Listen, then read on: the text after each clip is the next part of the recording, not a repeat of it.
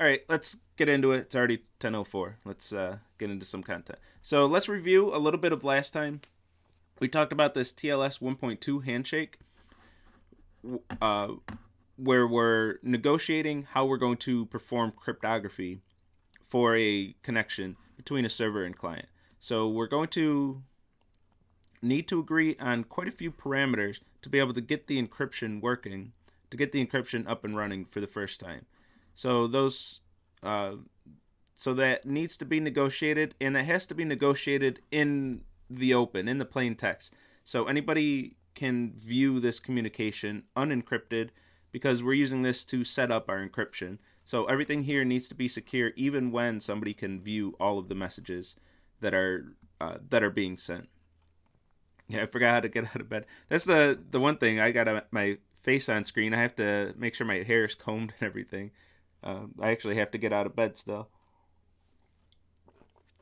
I could try just streaming from bed, but um, I'd have my hair a mess. So, and just to make sure it's clear, TLS 1.3 is out there. That exists. And there's a slightly different handshake, but I'm not even going into the fine details that much here. So the handshakes at this level are effectively the same. All these things need to be communicated. What TLS 1.3 does is gets rid of one of the round trips for the handshake. TLS 1.2 is going to be two round trips. Negotiate the algorithms and then apply the algorithms. 1.3 cuts out some of that and is able to pre-compute several algorithms before the algorithms are even agreed upon, and that usually cuts the round trips down to one. Because I want to talk about this, I might as well talk about it right now. It's a fine place to say. But when we add encryption to our to the internet, which is pretty ubiquitous now, everything's encrypted. We actually introduce quite a bit of delay in our connections. So now, whenever you connect to a website, if we think about everything that has to happen, first we have a TCP three-way handshake. So TCP has to say, "Hey, I'm here. Here's my random sync number," and then get the ACK back from that with a sync, and then send that sync back or another ACK back, and then that can start the initial request. So we have at least one round trip before between client and server before we can even establish a TCP connection. Now, once that TCP connection is established, we have to say this. We have to do this TLS handshake. Say client says hello, server says hello back. Then we do some computation on these keys. Have another round trip to communicate the keys, and then we can finally start encrypting and communicating. So with TLS 1.2 on top of TCP, there's actually three round trips between client and server before we could even begin communicating anything. So that adds a bit of overhead. If you have whatever your network delay is to be able to get that first bit of actual communication, that's going to be three round trips before that bit can even be communicated. Then that first thing that you communicate is probably a GET request, and then you have to get the response from that GET request. So that's four total round trips before you're downloading any actual content from a web server. And that's a big part of what inspired TLS 1.3 is getting rid of one of those round trips. And also more advanced HTTP, the new HTTP2 and Quick and the like, they want to be able to reuse those TCP connections for multiple HTTP requests.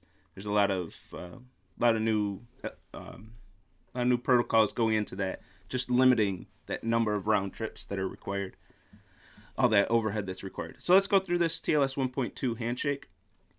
First, the client is going to say hi to the server, and there are algorithms that go into the cert itself, what encryption algorithms you're going to use for the public and private key, but there's also a lot of algorithms that need to be decided on each communication, on what the key exchange algorithm is going to be, how they're going to encrypt after that key is exchanged.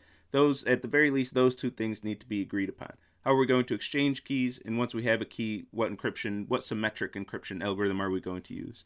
And then usually more algorithms on top of that, depending on what's negotiated during these hello statements.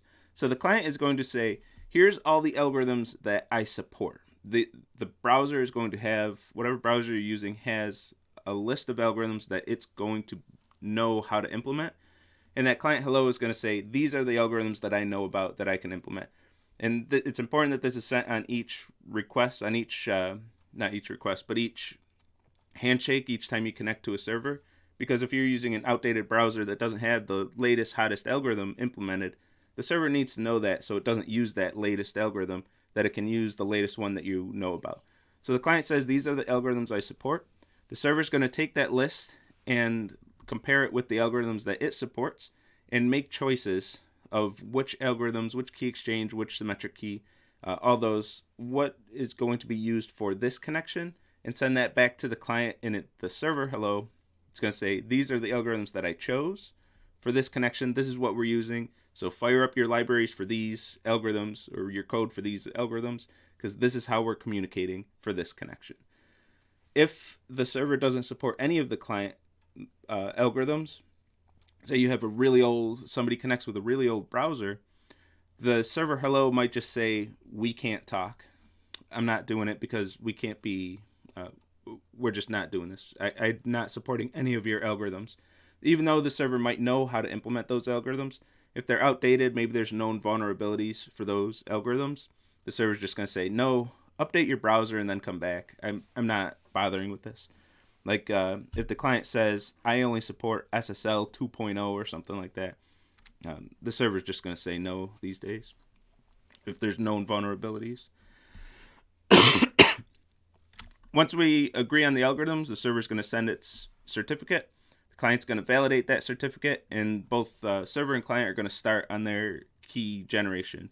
Now, actually, technically, the client is going to start with the key generation. The client's going to take the cert, take the list of algorithms, and compute its part of the symmetric key, which is technically called a pre-master secret in all the documentation. Oh my goodness. If you're wondering why that happens, the mouse wheel is really sensitive on what I'm using to present these slides. And every once in a while I hit it and I go like 5 slides away from what I'm talking about. Little issues that we gotta iron out over time.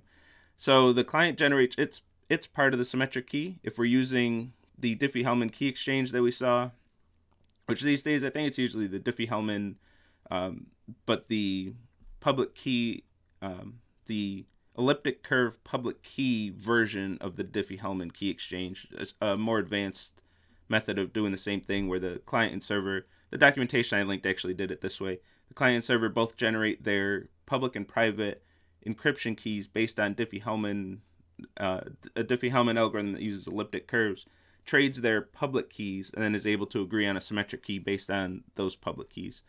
But given with the example that we saw last time, the client would generate their G to the A mod P. The algorithms, the server would have chosen G and P in that step. And then the client's going to send this G to the A mod P over to the server. And the server's going to receive this, finish the symmetric key computation, send its part of the symmetric key, whatever it needs to do. It's G to the B mod P.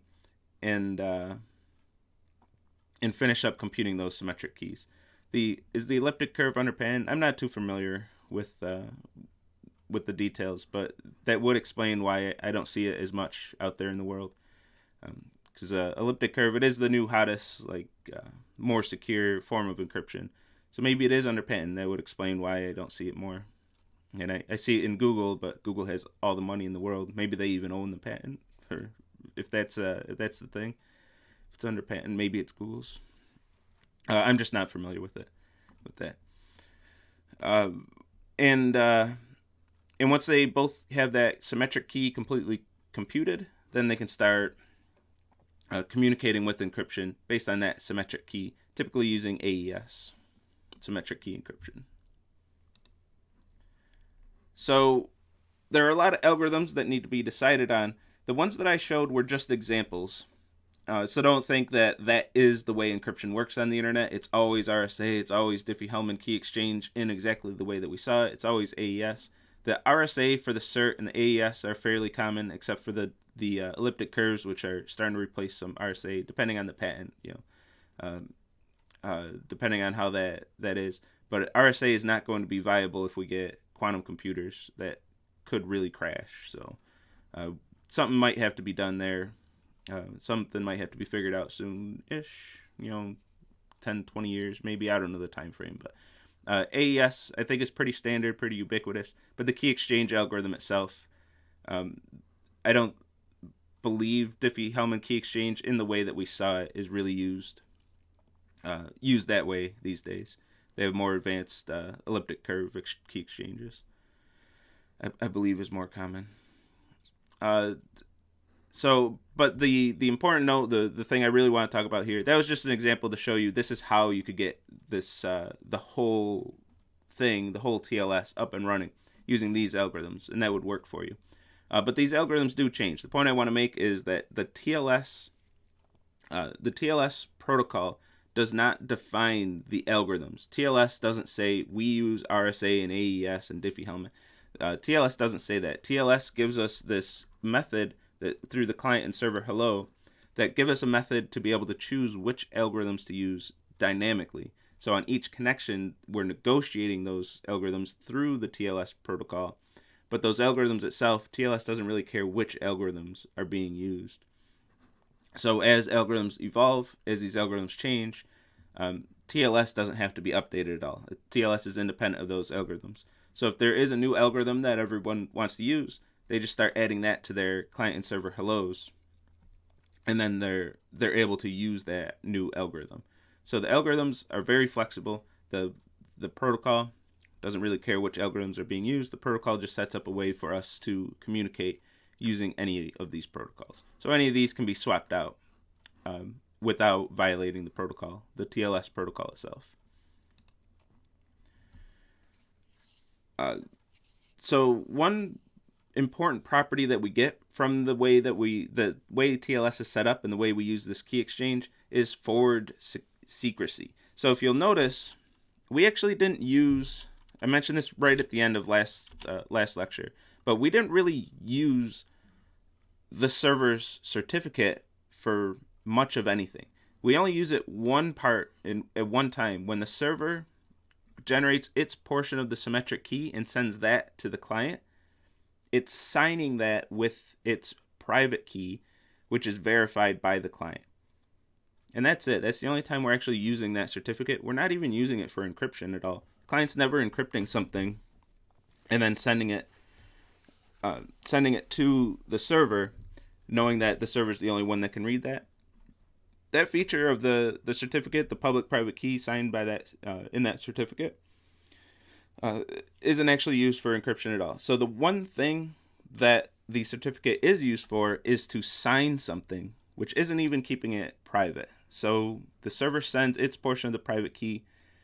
An attacker recovering this can still read that because it's just signed by the private key. They have the server's public key. So this information can still be read by an attacker. We're actually not using encryption throughout this entire process. Any attacker can see everything that's going on here. Even though we could use that cert for some privacy to encrypt something, we're not using that feature. What this gets us, and the way that's set up, is something we call forward secrecy or perfect forward secrecy. I'm sure there's some nuanced difference between those, but I see them used interchangeably, really. Forward secrecy means that even if at some later point in time, if some eavesdropper recorded all of your communication between a client and server, including the key exchange, including all the TLS handshake and everything, and then later recovered the server's private key, they got the private key attached to that server's certificate, they still cannot know what we talked about. They still cannot decrypt that conversation. So even if sometime later in the future that server's private key is compromised, we don't lose any security in that conversation that we had, because those keys are always generated on a per session basis, and those keys did not rely on the certificate on that for any privacy or any secrecy during that communication. It was only used to sign something. We never used that for encryption. So since we never used that for encryption, even if that encryption is invalidated, Well, great. They can re-sign a different partial symmetric key. Well, that's not going to help them if they recorded this conversation in the past and then tried to attack it later. They don't gain anything by recovering that private key. So when a private key of a server, as long as they're using all the right algorithms and everything's implemented properly, and they have this forward security, if a private key of a server is compromised, that all that means is that the server can no longer use that private key and the certificate attached to that private key. They go back to their CA, they get a new cert signed, and then start using the new cert and tell everyone that the old cert is expired, that's invalidated.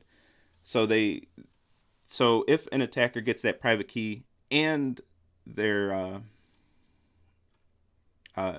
able to use that to swap out their certificate, if they can intercept communication, sign their partial symmetric key, and then send that and somehow get their public cert, like they have to have a pretty advanced attack to be able to even take advantage of that private key if they compromise it. So this is a nice property. We want to have this, or else an attacker would record all communication with the server as they're trying to attack the private key. Once they get the private key, then they can see all that communication. We don't want that. We want this forward secrecy, which we have with this key exchange. So this is one of the advantages that we get. The other advantage, the server can encrypt messages sent to the client. That's something we don't have with just the cert and the private key. And also, since we're using symmetric key encryption, it's more efficient. We have faster encryption and decryption with these algorithms. Yeah, the certificate just confirms that the key came from where it claims to come from. So the only thing we actually get with the certificate is that guarantee that that partial symmetric key computed by the server did actually come from that server. And with that, we're confident in our entire communication. So if we generate the rest of the public key, or the rest of the symmetric key, based on that confidence that the other half of the symmetric key did in fact come from that server, then even if everything else is compromised, we're confident that only that server can decrypt these messages because it was verified by their certificate. That symmetric in key was verified by their certificate. So even if somebody compromises everything else, unless they completely compromise and took over the server and are able to crack their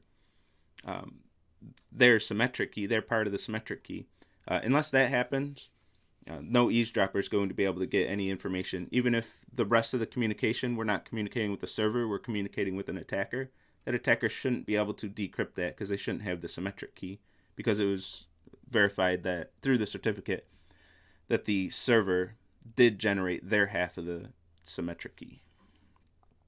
And that's it. The certificate isn't used for all that much, but it is the basis of our confidence that we are communicating with that server.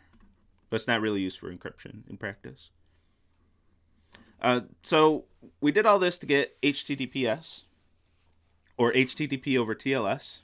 So we're still using HTTP as is, but we're communicating HTTP over this TLS layer. So we have this extra protocol in between HTTP and TCP that's going to give us our security, and then we call it something different. We call it HTTPS. I guess it's flashier than HTTP over TLS.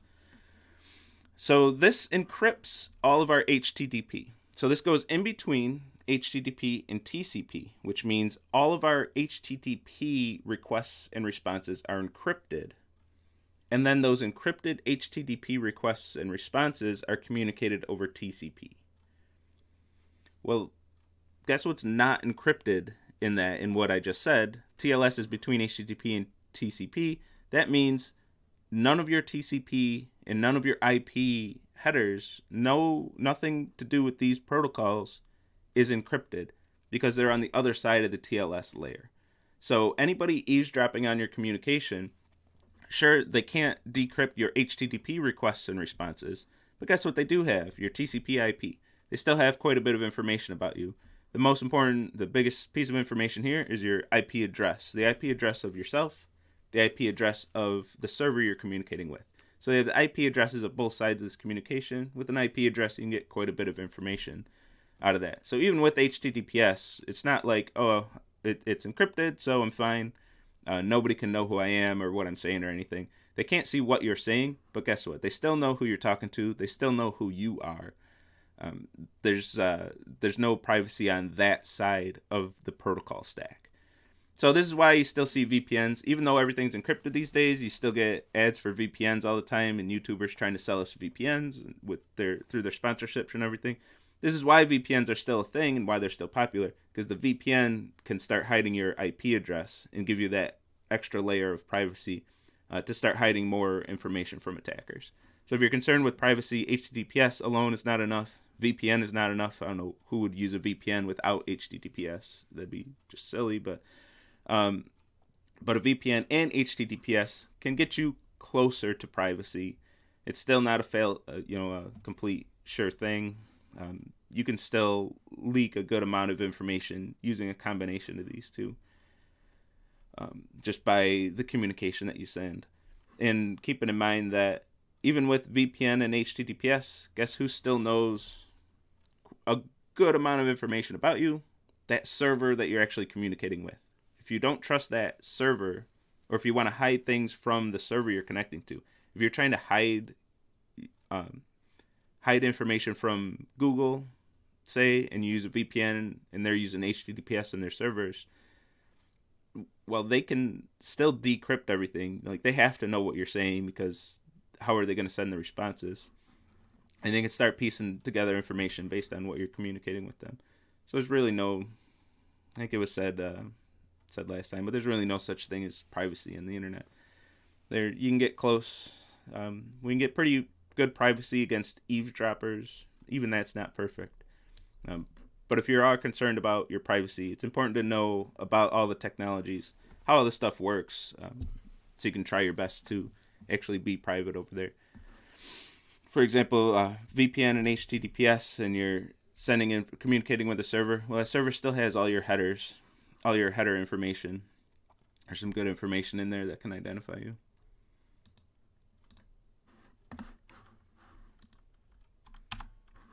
All right. Presentation. So I just have a few slides on this next slide deck, and then we'll go into some code and look at a few things. So SSL TLS lecture 2 and OpenSSL. This is I'm saying very common. I was trying to find some stats on how ubiquitous OpenSSL is, because I feel like it is everywhere. But you wouldn't know if a server is using OpenSSL. There's no way to really tell which exact library they're using for their encryption, because it's going to look the same. Once they're implementing TLS, it's going to look the same to the client. So I wasn't able to find stats. I don't think anybody's able to just look at a server and tell. But I have the feeling it's quite ubiquitous. This OpenSSL library, it's written in C, but it has wrappers in most major languages. OpenSSL, I believe, is super ubiquitous, but I'm going to hedge my bets on that a little bit. This library gained some infamy in 2014, if you heard of the Heartbleed attack. This is the library that had that vulnerability, and it caused it was a very widespread vulnerability. That's one of the reasons why it's seems that this is a ubiquitous library. That Heartbleed attack left a lot of servers open to attackers just taking all of the information off of that server, which could include their private keys. It was a crazy time. Everything was pretty wild while that vulnerability existed, while it was out there. And this is the library where it was. Somebody pushed code that was insecure to this library. All these servers are using this library, and all those servers had that vulnerability at that point. So it gained some infamy there, but it's still being used. It's still a great library. It just had that many unfortunate, but one big, fairly recent unfortunate setback that put it in the news. So with this library, we can do pretty much all of our encryption needs. We can generate our keys with many different algorithms. We can sign certs. We can validate certs, validate the signatures of certs, and make sure that they are valid, that they were signed by who they say they were signed by, and things like that. We're going to use OpenSSL to generate self-signed certificates, and I'll qualify this just so most things in this class. As long as you get the job done, I'm not too concerned with how you do it, but this is the way I recommend to generate your self-signed certs. So thinking of objective 1 on homework 7, you can use OpenSSL to generate the self-signed cert. We're going to walk through real quick how to actually do that. If you want to generate your cert some other way, be my guest, but I think this is the pretty much the standard way to generate your certs. So you don't have to generate your certs in code, so you don't have to worry about those wrapper libraries. Unless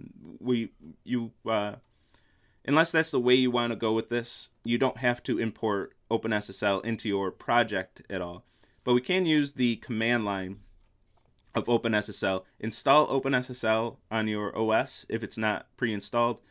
On Windows, OpenSSL is not pre-installed, so you have to install this on Windows. Go to openssl.com. I have the link in the on the website. Go to that link, download it, install it, and then you can start running OpenSSL on the command line.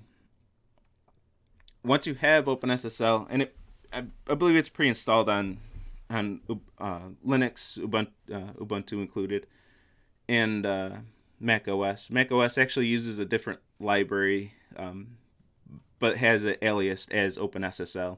So you use the OpenSSL command just the same way, but it'll actually use a different library.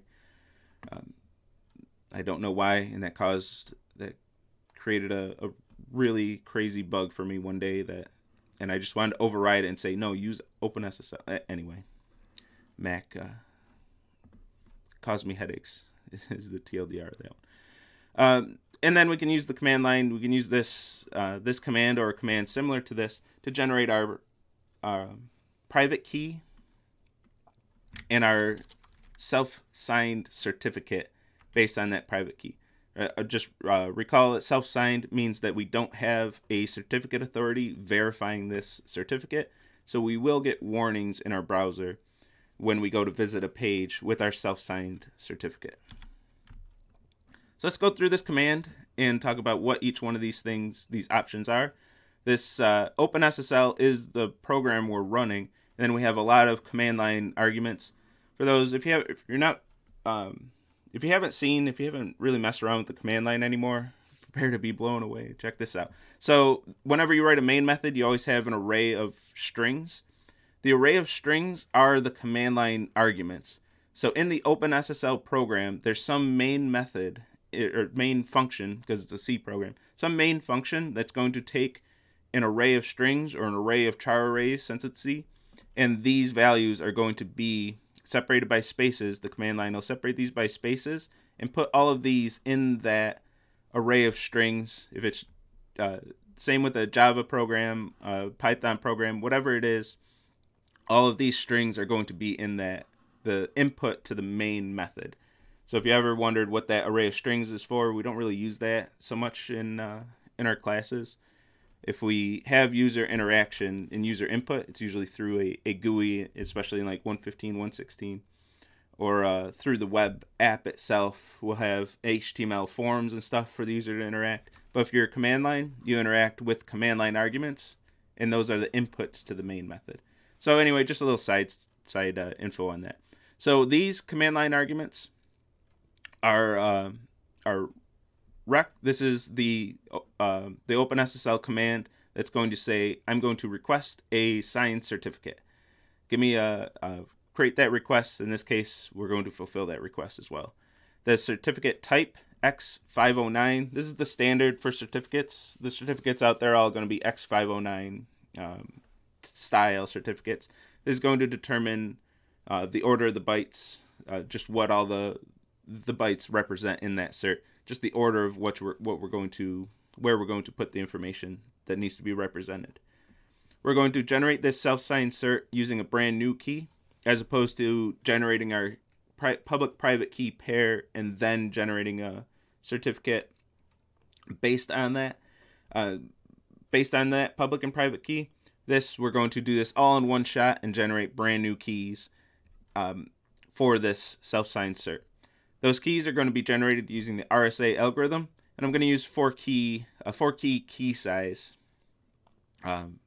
for this, for these keys. So this will run the RSA algorithm, doing that, choosing 2 large primes and going through all that process to generate my public and private keys for me using a 4K key size.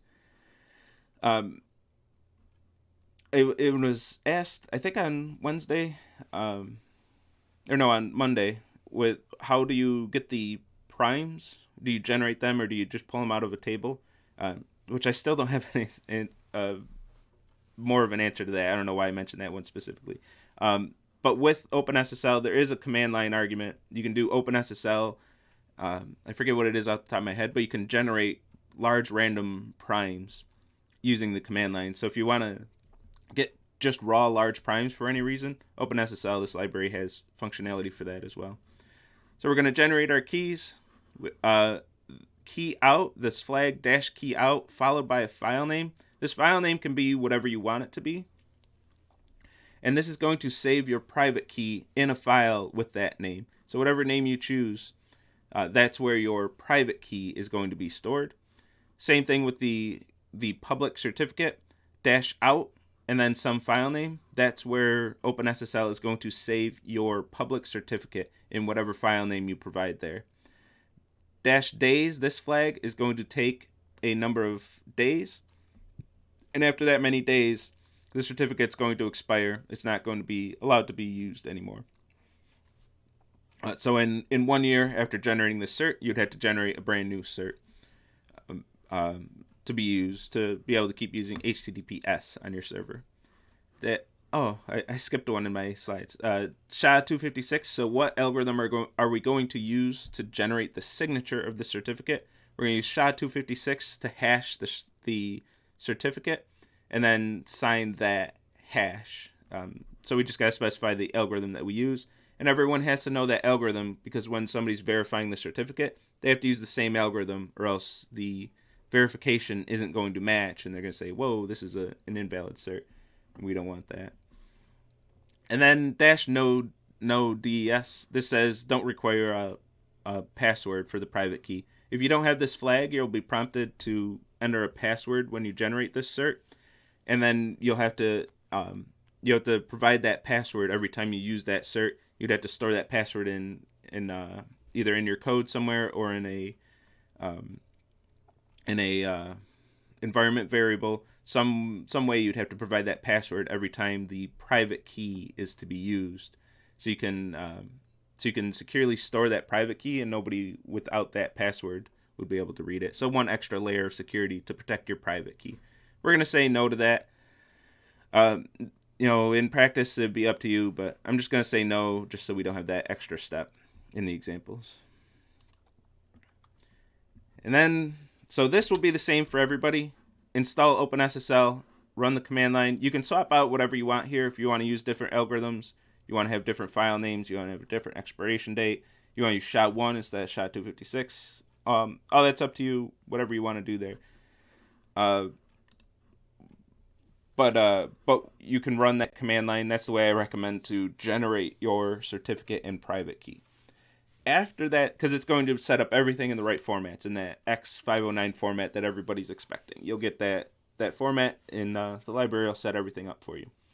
The next step is going to be different for everybody. This is where it gets tricky. This is objectives 3 and 4 and the bonus one of homework 7. And where objective 2 that I didn't mention today is that kind of makeup objective. If you're not able to get 3, 4 in the bonus, 2 just gives you that chance to make up some, gives you something, an opportunity to get some partial credit. Does nodes mean something like no DES, or nodes like on a graph? No DES. It means there's no password protection on the thing. Don't ask me why it's DES. I don't. I could try to guess.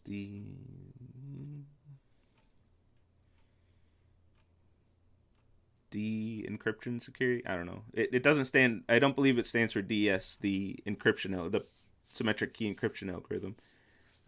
But in effect, it means no password. I would like it to be called no password, but I'm sure there's a reason why it's called that. I just don't know it off the top of my head. So the thing that's going to be different, this is going to change based on language and library and how you have everything set up, is how to install the certificate into your server. So we have the certificate, we have the private key. How do we get our server to use these two pieces of information to implement TLS? That's the question that we have now. This is going to be a documentation reading exercise. So this is from day one and in the syllabus. One of the expectations of this course is that you're able to find, read, understand, and implement technical documentation and add to your software based on that documentation you read. That's going to, few times is that going to be more prevalent in this course than right now. Finding how to add TLS to your specific TCP setup is going to be the majority of what this homework is. Once you find exactly how to do that, installing the certs is going to be very simple in the code. It's only going to require a few lines of code for you to set that up. You'll mostly say, here's my cert, here's my private key, hey, library.do your thing with these two pieces of information. And you'll be able to add that layer on top of your TCP pretty simply in the languages that I looked at. I've looked at Python, Node, and Java so far. Java implies Scala as well. The actual code to do this is very simple, at least in those languages. It's possible that maybe C++ or Go makes it trickier. But everything I've seen makes this really simple to do. The tricky part and what makes this such a difficult assignment, not too difficult, again, I nerfed it a significant amount. Usually it used to be taking these files and actually doing the encryption using only an encryption library instead of a library that just does TLS for you. An encryption library instead of a TLS library. But once you find where to put that code, it's very easy. But finding exactly which lines of code to write and where exactly to put them, that's going to take a lot of documentation reading, a lot of understanding the technical documentation. This is where if you really understand what your TCP setup is doing, you're going to be in a lot better shape than if you are one of those students who just said, why can't I just cut and paste the TCP code? Well, this is where that's going to catch up to you. If you understand what your TCP code is doing, this gets a bit easier. If you have no idea what your TCP server is doing and you just hacked until something worked, this might be a lot more difficult because you got to understand, at least to some degree, how that TCP setup is doing what it's supposed to be doing. For example, in Python, if you're using socket server makes things a lot easier than using just socket. But if you don't know what socket server is doing for you, it's going to be harder to find out where to install these certificates. Just as one concrete example, socket server, I'd say that you should be using socket server unless you want to understand the low-level details a little more involved. Be a little more involved at that level and understand what's going on. It's a good learning experience to use socket directly. But this is one aspect where socket server is going to be trickier than raw socket in Python specifically. So just as an example. All right, so let's look at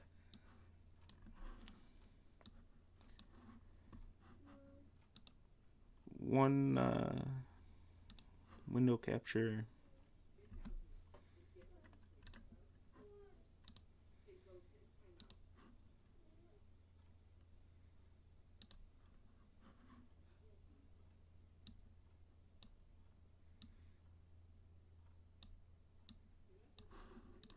Oh no, come on. I guess I can just drag it over here. No, I don't want to do that. We can do better. We can do better than that. New window capture, VS Code.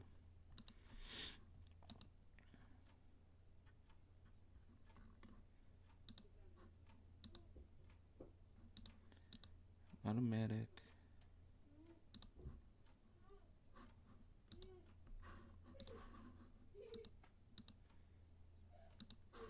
Damn it. Well, I'll just drag it over here, I guess.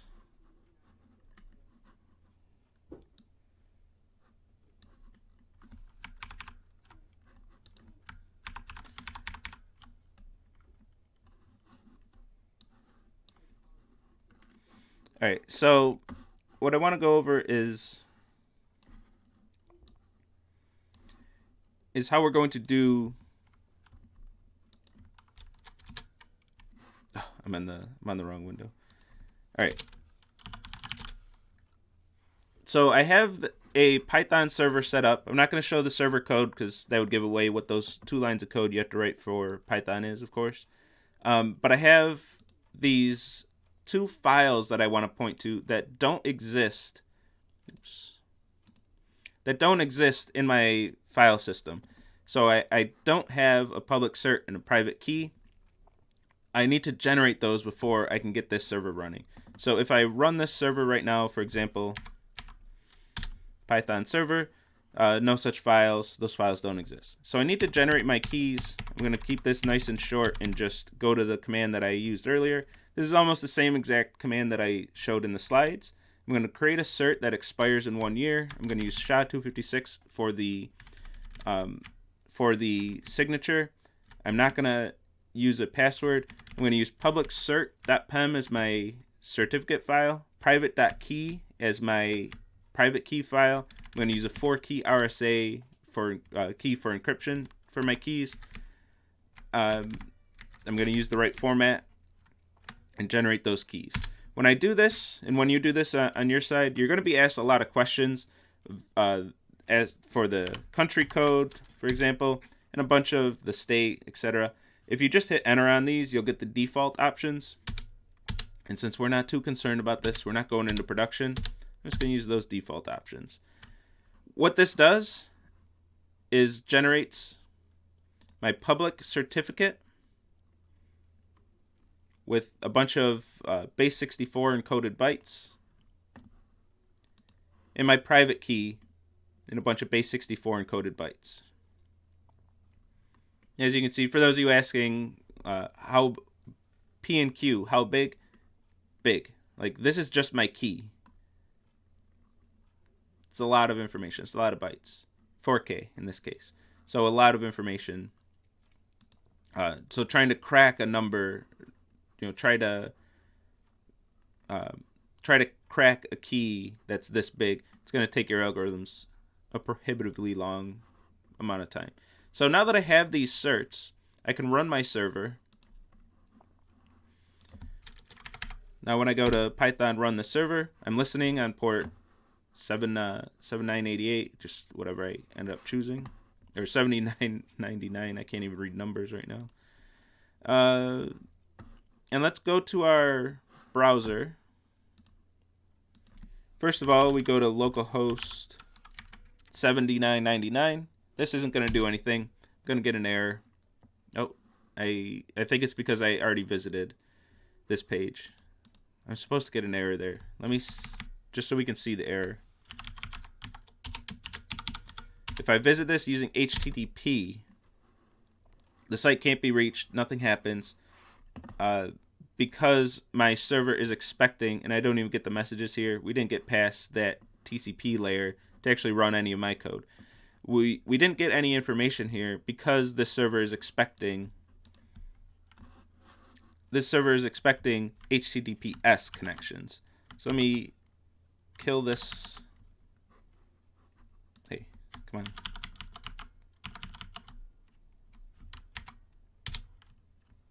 So let me kill that to reset that connection so it's not waiting on that one forever. Change this to HTTPS. And we're going to get this warning. It's going to say this connection is not private. The cert cannot be validated. And this is because I get this not secure up here. These are all the warnings you get when you visit a site that has a self-signed certificate. I didn't get any certificate authorities involved. Certainly not a root certificate authority. So I get this warning. If you ever see this warning, it's a self-signed certificate. It means the server is claiming to be encrypted, but we can't validate any of this encryption from a trusted source. So I'm going to click Help Me Understand for this particular browser for Opera and proceed anyway. It's going to give me all these warnings, explain to me, hey, you better know what you're doing. Don't trust these people. And then I'm going to say, yeah, I'm going to do this anyway. I've heard your warnings. I'm fine with this. And I get my message, hello. That's all this server does, just says hello. But it says hello with HTTPS. And if I check this not secure, I can actually see the certificate that I generated. I can look at the details of this. It does have my SHA-256 that I chose. It is a 4K RSA key. I can view my public key and see all this information and get that SHA-256 hash and all the good stuff for my cert. Some of those options that I chose, I manually typed US, but I just took the default state.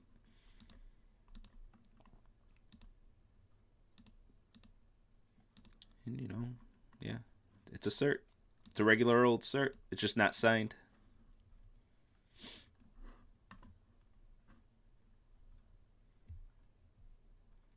Just one time for that SSL command. So we generate that cert.